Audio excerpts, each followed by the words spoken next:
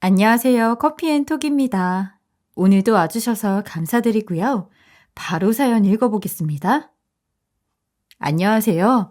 결혼 5년 차 20대 후반 직장에 다니고 있는 여성입니다. 예나 지금이나 시집살이 문제가 많다 보니 여자들 사이에서는 좋은 시어머니를 만나는 것이 최고의 행운이라고 이야기를 하는 것 같아요. 그러다 보니 결혼 전까지만 하더라도 혹시나 시집살이를 겪게 되는 것은 아닐까 하는 걱정을 많이 했었는데 저는 다행히 주변에서 부러워할 정도로 시어머니와 사이가 정말 좋았어요. 이제 예쁜 아이만 가지게 된다면 소원이 없겠다 했었는데 정말 마음대로 안 되는 게 바로 임신이라고 하더니 결혼 3년 차에 접어들었음에도 불구하고 전혀 기쁜 소식이 들리지 않더군요. 시어머니께서도 계속된 실패에 실망을 많이 하셨는지 임신이 되지 않는 것은 무조건 여자 탓이라고만 하시며 자꾸만 화를 내셨습니다. 처음에는 시어머니께서 속상한 마음에 그렇게 말씀하셨을 것이라고 생각하며 못 들은 척 지나갔지만 시간이 흐를수록 아이를 못 낳으면 여자로서 생을 마감한 거니 남편과 이혼을 하라는 등의 지나친 언행을 아무렇지 않게 쏟아내시더군요. 그렇게 임신 문제로 인해 갈등은 시작되었고 사이가 좋다가 갑자기 틀어지니 저도 심각한 상황이 찾아올까 급한 마음에 서둘러서 아이를 가지고자 애써보기도 했지만 남편은 시어머니와의 갈등을 알고 있음에도 부부 생활에는 관심도 없고 최선을 다할 생각조차 없이 아이를 갖기 위해 노력하자는 말만 나오면 피하기만 했습니다. 해결할 방법을 찾지 못하니 이러지도 못하고 저러지도 못하면서 시간만 흘려보내고 있었는데 시어머니께서는 더 이상 기다릴 수 없겠다고 생각하셨는지 상황을 지켜보시다가 저에게 연락을 해오셨어요. 예, 너 회사에 휴가 내고 평일 하루만 시간 비워서 좀 올라와라. 네? 혹시 시댁에 무슨 일 있으세요? 그게 아니라 네 아주버님 산부인과 하고 있잖니. 수도권에서도 난임병원으로 꽤 괜찮다고 소문난 곳이니 너도 거기서 진료받으면 임신하는 건 어렵지 않을 거다. 게다가 가족이니 네 아주버님이 얼마나 신경을 많이 써주겠니? 그러니 평일 하루 비워서 올라와. 내가 미리 얘기는 해둘 테니 걱정 말고. 어머니, 아주버님 병원이면 여기서 왕복 4시간이나 걸리는데 그냥 다른 방법을 찾아볼게요. 한번 가서 해결될 일도 아니고 올라가서 진료받으면 종종 가야 할 텐데 지방에서 왔다 갔다 하기가 쉽지 않아요. 그리고 사실 아주버님한테 진료받는 게 가족끼리 좀 그렇고요. 하이고, 네 아주버님은 의사다 의사. 남자가 아니라. 그리고 네가 그렇게 맹하게 기다리고 있으니까 임신도 안 되는 거다. 다른 사람들은 아이만 가질 수 있다면 왕복 4시간이 아니라 10시간이 걸려도 왔다 갔다 해. 그게 뭐 어려운 일이라고 이리저리 피하냐? 조금 있으면 너도 30 후반에 접어드는데 앞자리 숫자가 늘면 늘수록 임신이 힘들어지니까 잔말 말고 내 말 따라 올라와서 진료받아. 결국 저는 시어머니의 성화에 못 이겨서 회사에 휴가까지 낸 후 수도권에 있는 아주버님이 운영하고 계시는 산부인과에 들러 이것저것 검사를 받게 되었어요. 당연히 젊은 나이에 해당하니 따로 문제가 없을 거라고 생각하고 이참에 검사나 받고 도움되는 것이 있으면 물어보고자 싶어서 병원에서 하라는 대로 했죠. 그런데 아주버님은 검사 결과를 심각한 표정으로 살펴보시더니 그동안 제 건강에 문제가 있어서 임신이 힘들었을 것이라고 말씀하셨습니다. 처음에는 믿을 수 없는 이야기에 검사 결과가 잘못 나온 거 아니냐고 물어봤어요. 그런데 아주버님은 그럴 일은 없다고 하시면서 들은 대로 저에게 문제가 있는 것이 맞다고 하셨습니다.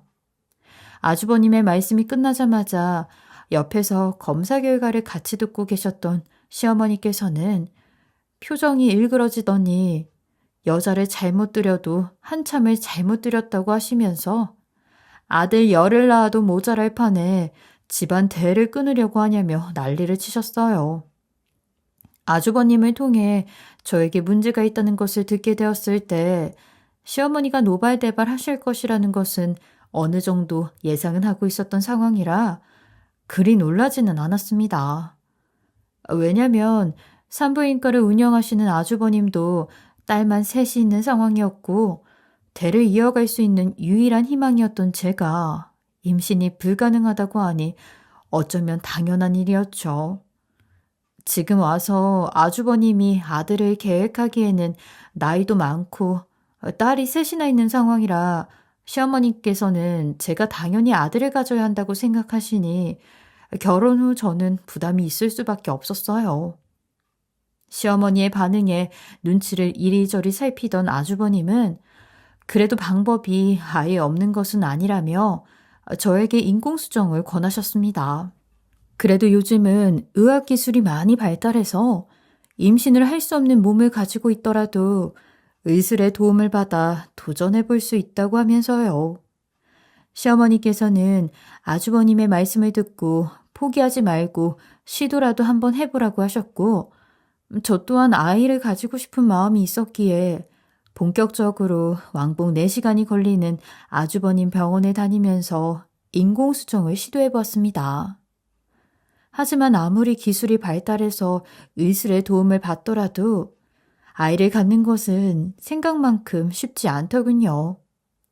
아이를 가지고 싶다는 마음으로 힘들지만 3번이나 시도를 했는데도 계속 실패를 했고, 시간이 지날수록 기대했던 것만큼 실망감도 커지고 자존감도 계속 떨어졌습니다. 결국 계속해서 실패를 경험하게 된다면 더 이상 몸이 버틸 수 없을 것 같았고, 마지막으로 시험관을 시도해 본 후 만약 또 실패하게 된다면 이번 인생에 아이는 없다고 생각하고 깔끔하게 포기하기로 남편과 이야기를 끝마쳤어요. 아주버님께서도 불안함이 가득한 저의 마음을 알고 계셨는지 다독거려 주시면서 가끔씩 어떤 사람들은 다 포기하고 있다가 갑자기 자연적으로 임신이 되기도 하니 걱정 말고 마음을 편하게 가지라고 하셨는데, 정말 신기하게도 제가 모든 걸 내려놓고 다 포기하니까 마지막으로 시도했던 시험관을 통해 그렇게 원하던 아이를 가질 수 있게 됐습니다. 임신은 그야말로 집안의 경사였고, 저희 부부가 아이를 가질 수 있기를 간절히 바라셨던 시어머니께서도 그동안 마음고생 많았다고 하시면서 다시 예전의 모습으로 돌아와 출산일이 다가올 때까지 지극정성으로 잘 챙겨주셨어요. 마찬가지로 자녀 계획에 대한 이야기만 나와도 이리저리 피해 다니기 바빴던 남편 또한 힘든 시간을 이겨내고 아이를 가져줘서 너무 고맙다며 울면서 이야기를 해주더라고요. 저도 임신이 불가능한 몸으로 인공수정부터 시험관까지 경험하면서 내가 왜 고씨 집안을 위해서 이렇게까지 해야 하나 싶었고, 마음속으로는 포기하고 싶다는 말을 수도 없이 외쳤는데 막상 임신을 하게 되고 아이가 저에게 찾아와 주니 행복이 이런 거구나 싶더군요. 임신을 하고 나니 시어머니께서는 하루가 멀다 하고 맛있고 비싼 음식들을 보내주셨고, 남편도 힘들게 가진 아이에게 문제가 생길까봐 안절부절하면서 평소에는 신경도 쓰지 않았던 집안일을 도와주기 시작했어요. 그리고 혹시나 제가 스트레스를 받거나 몸이 힘들면 문제가 될 수도 있으니 두 사람은 직장을 잠시 쉬는 게 좋지 않겠냐고 제게 권유까지 하셨습니다. 대신 시어머니께서 금전적으로 힘들지 않도록 생활비를 지원해 주시겠다고 하셔서 고민 끝에 뱃속에 있는 아이를 위해서 회사에 휴직 처리를 하고 나오게 되었어요. 그렇게 어렵게 가진 아이를 10달 동안 애지중지하며 잘 품고 출산을 하게 되었는데, 다행인 건지 시어머니가 애타게 바라셨던 것처럼 아들을 낳을 수 있게 되었습니다. 그래서인지 아들 낳은 기념으로 시어머니께서는 아이를 키우면서 여기저기 돈 들어갈 곳이 많을 테니까 비상금으로 가지고 있으라고 하시면서 큰 돈까지 보내주셨어요. 그리고 출산하느라 수고 많았다면서 동네에서 제일 비싸고 좋은 산후조리원에 들어갈 수 있게 해주셨어요. 이뿐만이 아니라 산후조리원을 나온 이후에도 편찮으신 친정엄마 대신에 본인이 대신 몸조리를 도와주시겠다고 하더군요. 아이 낳고 얼마 되지 않았을 때는 며느리 몸조리까지 나서는 시어머니가 이상하다 싶으면서도 그동안 아들을 낳아주기를 원하셨으니 기분이 좋아서 뭐든지 다 해주시려고 하는 거라고 생각했어요. 친정엄마께서는 몸조리를 챙겨주시지 못하고 주변 사람들이 산후조리원을 나와서도 몸조리는 길게 해야 한다고 이야기를 해줘서 전 고민 끝에 시어머니의 도움을 받기로 했고 제가 시댁에서 지내는 것은 불편할 테니 당분간 저희 집으로 내려오셔서 도와주시겠다고 하셨습니다. 그렇게 산후조리원을 퇴소하고 집으로 돌아가면서 아이의 얼굴을 자세히 보았는데 뭔가 좀 이상하다는 생각이 들더군요. 아이를 출산한 지인들의 이야기를 들어보면 신생아임에도 불구하고 엄마와 아빠의 얼굴이 조금씩 아이에게서 보여진다고 하던데 저희 아이는 아무리 살펴보아도 저와 닮은 부분이 있는 것 같지도 않고 그렇다고 남편의 얼굴이 보이는 것 같지도 않았어요. 그래서 남편에게 우리 아이 다른 사람 아이랑 바뀐 거 아니냐고 생각보다 우리 둘을 닮은 것 같지가 않다면서 장난스럽게 이야기를 했더니 옆에 앉아있던 시어머니가 깜짝 놀라시면서 원래 애기들은 크면서 얼굴이 달라지는 거라고 우리 손자 얼굴을 보니 남편 어렸을 때랑 똑 닮았는데 무슨 말도 안 되는 소리를 하냐며 아직 엄마가 된 지 얼마 안 돼서 아이 얼굴이 어색해 그렇게 느껴질 수도 있다고 말씀을 하셨습니다. 처음에는 시어머니 말씀대로 첫 아이라서 잘 모르니까 이상하게 느껴졌나 보다 하면서 넘어갔어요. 아무래도 산후조리원에 있을 때는 아이를 낳은 지 얼마 안 되었을 때라 이것저것 배우고 관리를 받다 보니 정신이 없기도 하고 수유 시간에만 맞춰 잠깐씩 보고 다시 내려보내고 하니까 엄마로서 아이를 제대로 마주한 시간이 많지 않아 어색하게 느껴졌을 수도 있겠다 싶었거든요. 그러던 어느 날 새벽에 제가 모유 수유를 할 시간이 되어서 조용히 일어나 아기가 자고 있는 옆방으로 살금살금 가고 있는데 그 방에서 시어머니와 남편이 나누는 대화 소리를 우연히 듣게 되었어요. 모두가 잠들어 있는 새벽에 두 모자가 저 몰래 해야 할 이야기가 뭐가 있나 싶어 이상하다는 생각을 하고 있었는데 갑자기 방 안에서 남편이 흐느끼는 소리가 들렸고 시어머니는 그런 남편에게 자꾸 울지 말라고 다그치더라고요. 그 순간 남편에게 무슨 일이 있는 건가 싶어서 방 앞에 서서 조용히 두 모자가 하는 이야기를 들어보기로 했습니다. 아이, 지훈아, 너 대체 왜 이러니? 뭐 어디 세상이 무너지기라도 했어? 사내가 되어서는 뭐 그게 큰일이라고 자꾸 울고불고 해. 이런 황당한 상황에 안 울게 생겼어? 앞으로 내 아들이 되어야 할 아이인데 내 친자가 아니잖아. 누구 시인 게 뭐가 그렇게 중요하냐? 어차피 네 형이고 너랑 같은 형제고 준영이가 고씨 남자인 것은 변하지 않는데 그러니 네 아들 준영이가 네 친자건 아니건 하나 문제될 거 없다. 그러니 너도 적당히 하고 마음 잘 다스려라. 친자인지 아닌지가 왜 안 중요해? 나중에 와이프가 진실을 알게 되면 어쩔 건데. 시간 더 지나서 준영이가 나이 먹어 눈치라도 채면. 네 와이프는 너만 조용히 하면 절대 모른다. 그리고 준영이가 눈치를 챌 일도 없겠지만 알게 되더라도 그건 나중 일이니까 걱정 말고 잘 키울 생각이나 해. 되려 의사 형의 씨를 받았으니 준영이는 더 똑똑하고 머리가 좋아. 분명히 집안의 자랑거리가 될 거다. 처음에는 들으면서도 제 귀를 의심할 수밖에 없었는데 시어머니가 마지막에 의사형의 씨를 받았으니 준영이는 똑똑하고 머리가 좋을 것이라는 이야기를 듣고 나서 제 배 아파 낳은 내 아들이 남편의 핏줄이 아닌 아주버님의 핏줄이라는 것을 확실히 알게 되었습니다. 순간 제 귀로 들어오는 이야기들이 듣고도 믿을 수 없는 내용이라 그 자리에서 몇 초간 멍하니 있었던 것 같아요. 마음 같아서는 두 모자가 대화를 나누고 있는 방으로 무작정 들어가 방금 내가 들은 게 뭐냐고 따져 묻고 싶었지만 이럴 때일수록 더욱더 냉철하게 상황을 바라보고 해결을 해야 한다는 생각이 들었어요. 우선 내 아이가 남편의 핏줄이 맞는지 확인해 보는 것이 순서인 것 같아서 날이 밝았을 때 가족들 몰래 가장 구하기 쉬운 남편의 칫솔을 사용해 유전자 검사를 의뢰하게 되었고 며칠 뒤 받아본 서류에서는 예상했던 것처럼 남편의 아이가 아니라고 나와 있었어요.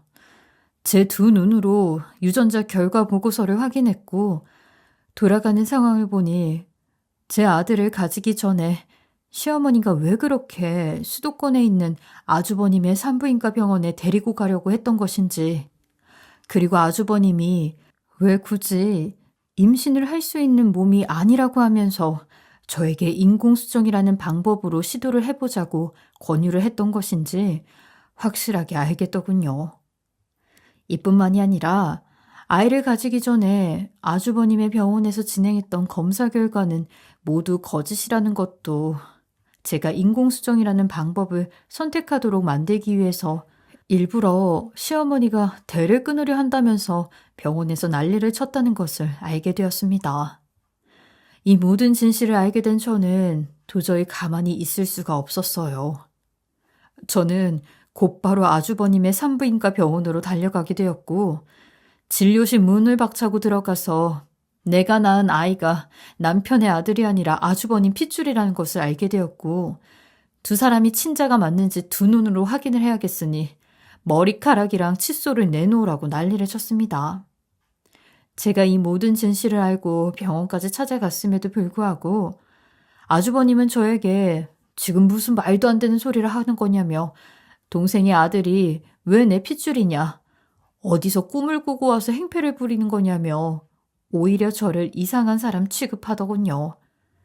하지만 저는 아주버님의 이야기에 눈 하나 깜짝하지 않고 이미 남편과 내 아들 준영이의 유전자 검사를 하고 왔으니 그냥 칫솔이랑 머리카락을 내놓던가 솔직하게 있는 그대로 이야기를 해달라고 했죠. 그러나 아주버님은 상황을 모면하기 위해 모르쇠로 일관했고 더 이상 말싸움을 해봤자 생각하는 대답이 나오지 않을 것 같아 점심시간이라 양치를 하고 진료실 책상에 올려놓은 칫솔을 가지고 밖으로 나와 곧바로 유전자 검사 의뢰를 진행했습니다. 당연히 친자 검사 결과를 보지 않아도 아주버님 아들로 나올 것을 알고 있었지만 그래도 신락 같은 희망으로, 그리고 사람 일은 모르니 법적으로 대처를 해야 할 상황이 찾아온다면 시어머니와 아주버님, 남편이 함께 계획을 했다는 증거물로 가지고 있다가 제출을 하는 것이 좋을 것 같았어요. 이미 아주버님이 제가 모든 진실을 알게 되었다는 것을 확인한 상태라서 혹시 시댁 측에서 미리 손을 써놓는 것은 아닌가 하는 급한 마음이 들어 유전자 검사를 신속으로 진행했고 얼마 지나지 않아 검사 결과를 받아볼 수 있었습니다. 역시 친자 결과는 제가 예상했던 그대로 나왔으며 검사지를 확인하자마자 저는 시댁으로 모든 가족들을 불러 모은 후 내 아들이 아주버님 아들이라는 증거물이 여기 있으니 이제 변명이든 해명이든 해보라고 큰 소리를 쳤어요. 그러자 시어머니는 크게 한숨을 쉬셨고 저희 남편은 지난번 시어머니와 방에서 이야기를 나눌 때처럼 눈물을 흘렸으며 아주버님은 저의 반응을 이미 예상하고 있었다는 듯 안절부절 눈치를 보다가 결국 진실을 실토하기 시작했습니다. 재수씨, 그게 속이고 싶어서 그런 게 아니라 그런 선택을 할 수밖에 없는 이유가 있었어요. 그런 선택을 할 수밖에 없는 사정이 뭔데요? 아주버님 피부치를 남편의 아이로 둔갑시킬 수밖에 없는 이유가 대체 뭐냐고요? 여보, 그게 내가 실은 무정자증이라서 아이를 가질 수가 없었어. 그래서 그런 선택을 할 수밖에 없었던 거야. 뭐라고? 당신이 무정자증이라고? 분명 임신이 안 되어서 어머니랑 병원에 찾아갔을 때는 아주버님이 나한테 문제가 있다고 그렇게 얘기했어. 근데 이제 와서 임신을 하지 못하는 이유가 나한테 있는 게 아니라 당신이라고? 응, 여보, 속여서 미안해. 재수씨, 정말 미안합니다. 그래도 이번 일은 어쩔 수 없는 사정이 있었으니까 덮고 모른 척 넘어가 주시면 안 될까요? 아니요. 저 그렇게 못해요. 이거는 명백한 사기행위예요. 그러니 나 당신들 모두 고소할 거고 아주버님 병원에서 진료받는 환자들한테도 알려서 망하게 할 거예요. 또 형님도 이 상황에 대해서 알고 계셔야 하니 당연히 말씀드리려고요.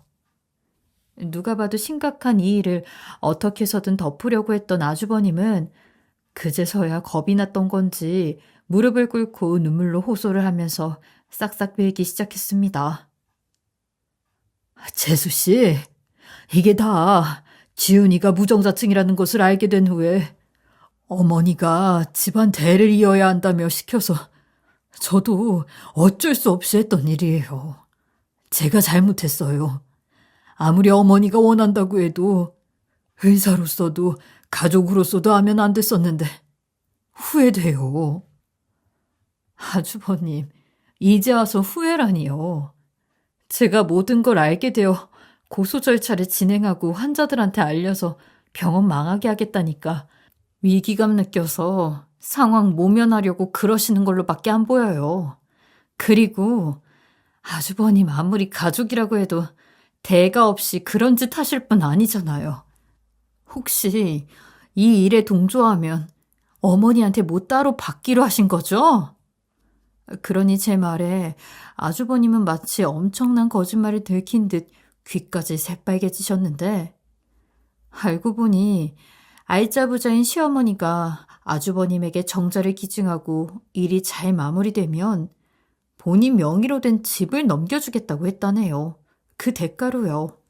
제가 거의 넘어갈 듯 뒷목을 잡으니 제가 정말 잘못했어요.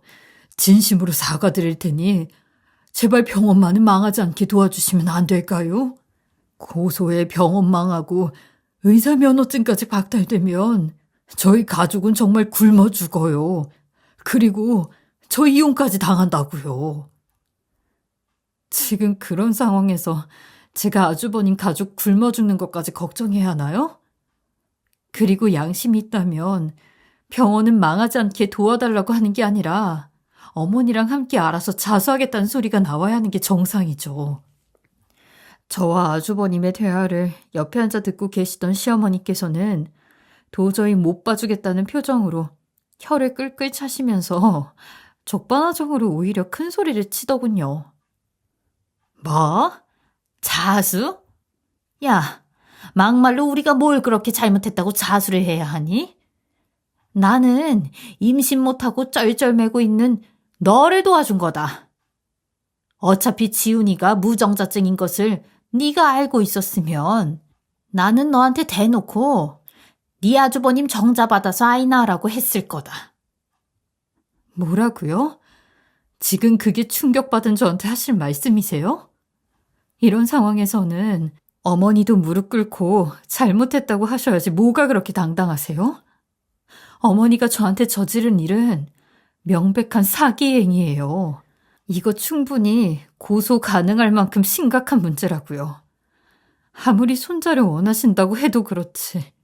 저한테 숨기고 아주버님이랑 남편이랑 이런 일을 계획하시는 게 말이나 되는 일이냐고요. 아이 평생 못 가질 며느리 직접 나서서 구해줬더니 물에 빠지니까 보따리까지 내놓으라는 식이네.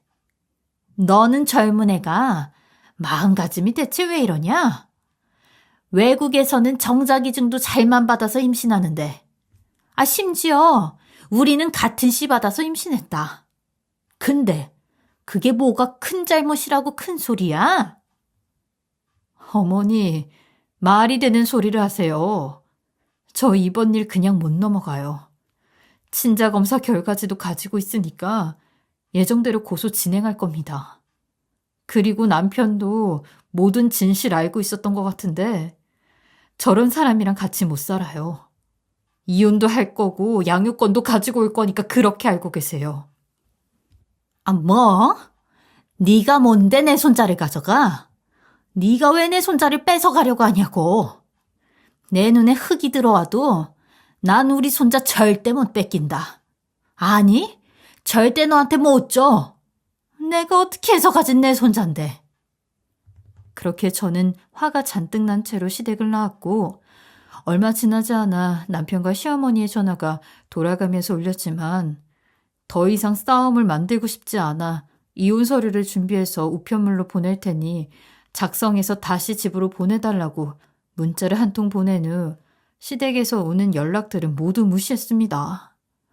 그러나 다음날 시어머니는 남편과 함께 집으로 쫓아왔고 이혼에 대해서는 본인은 신경을 쓰지 않겠다며 남편과 직접 합의를 하던지 알아서 하라고 하더군요.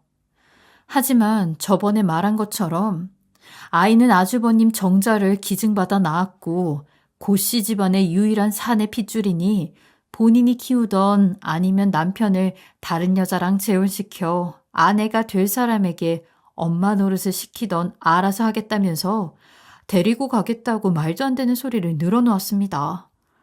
시어머니는 혹시라도 제가 아이를 내놓지 않겠다고 버틴다면 이혼 합의는 당연히 하지 않을 생각이니 아이를 순수히 내놓던가 아니면 양육권 소송을 하라고 하더군요. 하지만 이혼 당사자인 남편은 제가 하자는 대로 따라올 생각이었는지 별다른 말을 하지 않고 가만히 상황을 지켜보고 있다가 시어머니가 저에게 내뱉은 이야기들에 약간 당황한 기색을 보였고 저의 눈치를 살피다가 그제서야 어머니를 말리는 신용을 했어요. 하지만 아들이 옆에서 그만하라고 말리는데도 시어머니는 대체 뭐가 그렇게 당당한 건지 아이는 본인 집안의 시인이 양육권은 절대 포기 못하겠다면서 이혼 및 양육권 소송을 진행할 건지 아니면 아이를 보낼 건지 당장 결정을 하라고 난리를 치더군요. 하지만 저는 시어머니의 반응에 굴하지 않고 내가 왜 어머니 하자는 대로 해야 하냐면서 결정은 내 몫이라고 하며 두 사람을 집에서 내쫓았습니다. 하지만 제가 집에서 내쫓아냈다고 해서 쉽게 포기하고 돌아갈 시어머니가 아니었고 동네 사람들 모두 여기 와서 본인 이야기를 들어보라면서 물에 빠진 며느리 구해줬더니 보따리 내놓으라고 한다고 소리를 고래고래 지르더군요. 도대체 물에서 누굴 구해줬다는 건지 정작 보따리 내놓으라고 하는 사람은 시어머니 본인이라는 것을 전혀 모르고 장난감 빼앗긴 어린아이 마냥 고집을 부렸습니다. 시어머니의 당황스러운 행동에 남편도 황당했는지 그만하시고 일어나서 일단 집으로 돌아가자면서 대체 일은 어머니가 다 저질러 놓고 왜 멀쩡하게 엄마랑 잘 있는 아기를 억지로 떼어놓으려고 하냐며 우리는 양심 있으면 와이프한테 이런 말을 하면 안 된다고 난리를 치고 큰 소리를 냈습니다. 최소한 시어머니를 말리는 남편은 조금이라도 양심의 가책을 느끼는 것 같아 그래도 다행이다 싶었어요. 저도 아이의 친부가 누구인지 밝혀지게 되고 시댁 식구들을 고소하는 것과 동시에 이혼을 생각했기 때문에 앞으로 아이를 누가 맡아서 키워야 하는지 고민을 많이 했었습니다. 부모님께도 이번 일을 말씀드리고 상의를 했었고 친한 친구들에게도 상황을 설명하고 내가 어떤 선택을 해야 아이에게 좋을지 모르겠다면서 조언을 구하기도 했었어요. 그런데 부모님을 포함해서 친한 친구들까지 모두 시어머니의 잘못된 선택으로 인해 아무것도 모르고 아주버님의 정자를 기증받아서 낳은 아이를 평생 사랑으로 감싸 안으면서 살 수 있겠냐고 지금은 4배 아파 낳은 아이니까 데리고 오려고 양육권 소송을 하겠다고 하지만 나중에 아이를 키우게 되었을 때 어려운 순간이 올 때마다 그 일이 생각나게 될 것이고 결국 힘든 것은 본인이라며 절대 안 된다고 그냥 마음이 아파도 아이를 시댁에 두고 재출발할 것을 권하더라고요. 특히 부모님께서는 나중에 시간이 지나고 아기가 크면 분명히 아버지를 찾게 될 텐데 그때는 누구를 아버지라고 부르게 할 거냐고 또 시댁 측이 경제력은 더 좋지 않냐며 앞으로 제가 다시 회사에 나가 일을 하게 된다고 하더라도 어린 신생아를 혼자 집에다 둘 수 없는 노릇이지 않냐고 현실적으로 생각하라고 했습니다. 저도 친구들과 부모님이 하시는 이야기가 무슨 뜻인지 알고 있었지만 아무리 생각을 해봐도 며느리를 상대로 자신의 욕심을 채우기 위해 사기 행위까지 마다하지 않았던 시어머니 밑에서 자라는 것은 절대 있어서는 안 되는 일이었고 그렇다고 4배 아파 낳은 아이가 멀쩡하게 엄마가 살아있는데도 다른 여자가 맡아 키우는 것은 더 불안해서 안 될 것 같았어요. 또한 잠시뿐이었지만 힘든 출산 과정을 겪으면서 저에게도 모성애라는 것이 생겼는지 누가 뭐라고 하던 간에 아이는 무조건 데려와서 직접 키워야겠다는 다짐을 하게 되었습니다. 그렇게 생각이 정리가 되자마자 곧바로 남편에게 전화를 걸어 나는 절대로 양육권 포기 못하니까 그냥 이혼 못해주겠으면 소송으로 결정하자고 했어요. 그랬더니 남편은 엄마가 고씨 집안 아이라고 무조건 데리고 와야겠다고 저렇게 고집을 부리는데 그냥 양육권 포기해주고 저보고 새 출발해주면 안 되겠냐고. 제가 원한다면 아이는 자주 보여주고 할 테니까 제발 부탁한다고 하더군요. 그렇지만 저는 아이만큼은 시댁으로 보낼 수가 없었고 그리고 어차피 아주버님의 핏줄인데 당신이 이래라 저래라 할 자격 없지 않냐면서 시어머니 말대로 고씨 집안 핏줄이 절반 있다고 해도 나머지 절반은 내 핏줄이니 양육권은 절대 포기하지 않겠다고 했어요. 그러니 크게 한숨을 쉬고는 어차피 잘못은 우리 집에서 했으니까 소송을 해도 결과는 보나마나 뻔하니까 그냥 양육권을 본인이 포기하고 이혼을 하겠다고 했어요. 혹시나 남편의 마음이 바뀔까 하는 생각이 들어서 곧바로 다음날 함께 법원에 방문하여 이혼 서류를 제출하여 무사히 이혼 절차는 마무리를 할 수 있었고 아이도 지금 저와 함께 잘 지내고 있어요. 그리고 남편이 자신이 무정자증이어서 이런 일이 벌어진 것이라고 하면서 시어머니와 아주버님 고소는 가능하면 취하해줬으면 좋겠다는 부탁을 했었는데 아무리 생각해봐도 용서가 되지 않아 남편에게는 미안하지만 그냥 고소 절차는 취하 없이 진행을 하게 되었습니다. 또 이혼을 할 때 양육권까지 넘겨준 것을 자신이 따로 말씀을 드리겠다고 당분간 비밀로 하자고 해서 남편 말대로 따랐더니 나중에 시어머니가 다 알고 전화를 하셔서 이미 양육권 문제로 남편과 합의를 한 상태라고 하니 가끔씩이라도 아이를 보여달라고 말씀하셨으나 지금 아이 일로 시어머니와 아주버님에 대한 소송을 진행하고 있는데 그렇게는 못하겠다고 단호하게 거절을 하였더니 더 이상은 연락이 오지 않더군요. 이후 시어머니와 아주버님에 대한 소송은 이미 제가 어느 정도 증거물을 확보해 놓은 상태였기에 사기로 절 기망했다는 상황이 충분하게 밝혀져 판결에 따라 벌을 받게 되었고 소송 결과가 나온 후 아주버님은 병원에 소문이 돌아 더 망하기 전에 재빠르게 병원문을 닫았다고 하네요. 그리고 의사면허는 정지가 되었어요. 근데 정지 기간이 풀리면 또다시 의료행위를 할 수 있으니 그건 좀 억울했어요. 생명의 소중함도 모르는 인권도 없는 엉터리 의사가 다른 환자들에게도 피해를 주지 말아야 할 텐데 말이죠. 정지 기간이 풀리고 또 의료행위를 할 아주버님 모습이 상상돼 아주 소름이 다 끼쳤어요. 아주버님도 이에 관련된 소송은 계속해 취소가 아닌 정지로만 끝난 것 같더라고요. 근데 어쨌든 병원이 망하면서 형님과도 이혼을 하게 되었다고 최근에 소식을 듣게 되었습니다. 이번 일을 겪으면서 한때는 가족이었는데 시댁 식구들에게 너무 큰 짐을 만들어준 건 아닌가 하는 생각이 들었지만 그래도 소송 결과를 보니 사이다를 들이킨 듯이 아주 속이 시원하더군요. 아주버님 병원이 망하고 형님과 이혼으로 이어지도록 하려고 의도한 것은 아니었지만 그래도 사람은 죄를 지었으면 벌을 받는 것이 마땅하기 때문에 소송 진행한 것에 대한 후회는 없었습니다. 아이를 데리고 오면서 시댁 측으로부터 양육비를 조금씩 받고 있기는 하지만 아이에게 들어가는 돈이 너무 많은 상황에서 경제력이 뒷받침되지 않아 막막하기도 했었어요. 하지만 소송이 끝나고 남편으로부터 위자료를 추가로 건네받게 되어서 지금은 문제 없이 저희 두 가족 행복하게 잘 지내고 있어요.